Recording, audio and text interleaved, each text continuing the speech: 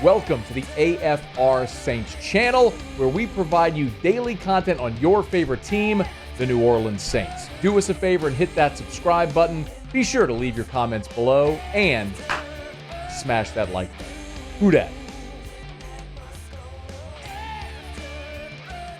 Matt Miller at ESPN put out a way too early 2025 mock draft in the first round. And I know it's summer right now, and you got well over a year to go for the draft. What can you really derive from this? It's less about the mock draft itself and more about what the mock draft led me to think about. So in Matt Miller's mock draft, he has the Saints picking number 10, and that's obviously important. They determine the draft order based off of FPI. And the Saints are projected to have a top 10 pick. The Saints have a top 10 pick. Even if it's number 10, that would mean they probably finished third in the division, missed the playoffs again, and you're going to be looking at major overhaul. With that 10th pick, Matt Miller projected the Saints to take Quinn Ewers, quarterback out of Texas. And this is a conversation that we have over and over and over and over again every year around the draft time, in the middle of the season. The Saints have taken a quarterback in the first round one time in their franchise history, and it's Archie Manning. You know that. You don't need me to tell you, because as I said, we talk about it all the time. But if this situation, if this scenario plays out how this draft has it, with the Saints picking 10th or in the top 10, having missed the playoffs, probably finishing third in the division, everything, they have no choice at that point. And I think the Saints would. I think that is the year, 2025, that the Saints break the trend and take a quarterback in the first round. And here's why. Dennis Allen will be gone. Derek Carr is tied to Dennis Allen. There's the contract, and we'll get into that. But Derek Carr is tied to Dennis Allen. It stands to reason that if the Saints are picking 10th and finishing third and missing the playoffs, the offense did not take the step forward that you thought it would. And a lot of that, right, wrong, or indifferent, is going to fall at the feet not only of Dennis Allen, who just got to revamp that staff, but also of Derek Carr, who they have given everything to that they possibly can at this point. They have signed players that he's comfortable with, that he wants. They have now revamped the offense, brought in Clint Kubiak, whole new system. Everything seems to be great. But if this scenario plays out where you're picking 10th, you finish third, you've missed the playoffs again, Dennis Allen's gone, and likely Derek Carr, if not gone, on the chopping block soon. I say if not gone because of the contract. With the Saints restructuring Derek Carr's contract, it moved the out. The potential out in the original deal was 2025. Now it's 2026. It's not impossible. Nothing is with the New Orleans Saints and the salary cap. They've proven that.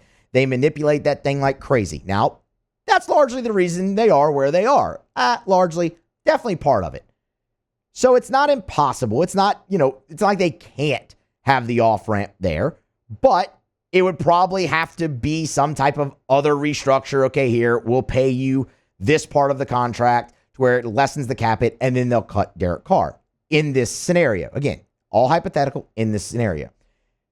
I say that because Derek Carr, in the current contract, the $30 million fully guaranteed salary in 2025 goes into effect the third day of the new league year in 2025. That would be March 14th. That would be the third day of the league year. So you wouldn't have a post-June 1 option there. And if you're looking at pre-June 1, just cutting Derek Carr loose, you would have a $50 million dead cap hit and only save $1.3 million. They're not going to do that. That's why you would look at it and say, okay, there's probably some other type of restructure here. We'll pay you this lump sum, and then they'll cut and cut their losses and go from there. Or, well, I should say, and if they do that, you have to draft your franchise quarterback.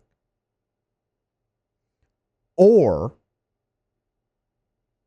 you draft your franchise quarterback, or who you hope is, have them learn for a year, sit for a year, And then you have the off-ramp in 2026 for Derek Carr's contract in general. But in this scenario where the Saints are picking top 10, it is very unlikely that Derek Carr and Dennis Allen remain long-term. One of them is for sure gone, and that would probably be Allen.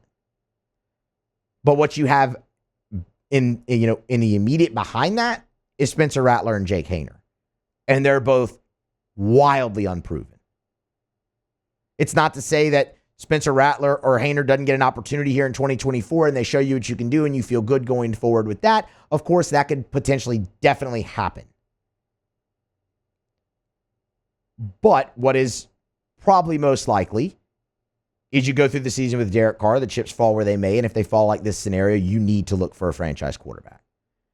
Because something we're going to get into with Matthew Paris at the bottom of this hour is the turnover that could be coming to this Saints team is finally what forces them into the full rebuild. And if it's forcing them into the full rebuild, franchise quarterback needs to be at the top of that list. And if you can get a guy like Quinn Ewers, just hypothetically, at number 10 in a quarterback class that's not extremely deep, but he's definitely in the top half of it after Carson Beck and Shedeur Sanders, you absolutely do that. It's a guy who has had plenty of success at Texas, who is very accurate. You wonder about injuries, sure. You wonder about the turnover problem a little bit. But if that's a guy that's available for you there and this scenario plays out, there is zero excuse at that point to not break your trend and take your franchise quarterback. I get it. The Saints are going to have a lot of needs. Like your offensive line could potentially be another need for them again in 2025. Defensive end, like you go down. You could really go to every position and be like, yeah, I can see how that could be a need for the New Orleans Saints. But if you have fired Dennis Allen, you have off-ramp from Derek Carr, franchise quarterback is your only option. Even if it's only Allen going, franchise quarterback, probably your only option for the New Orleans Saints. 2025 could finally be the year that you see the Saints take a quarterback in the first round for what would only be the second time in franchise history. And again, if it's a guy like Quinn Ewers, you absolutely go for it. The other caveat in this that I left off, you could say, what about a free agent? The free agent class, you're going to be priced out of largely. Like Dak Prescott, you can't afford Dak Prescott. And there's no guarantee he doesn't just go back to Dallas. Tua, you're not going to afford Tua. And there's no guarantee he doesn't just go back to Miami. The interesting caveat would be Justin Fields, who is a free agent after this year in Pittsburgh. That would be intriguing, but if he spends the whole year as a backup there, you get him maybe on the cheap, but that's kicking the can down the road more and more and more. With a soft free agent market, with what could be a really rough season, 2025 is the year for the Saints, franchise quarterback. Make it happen, and make it happen in the first round. All that said, they probably won't. Of course not. All that said, hopefully the Saints make the playoffs this year and this whole conversation is moot. Hey, thanks so much for watching. Please leave your comments. I love to interact, and be sure to hit the red subscribe button below.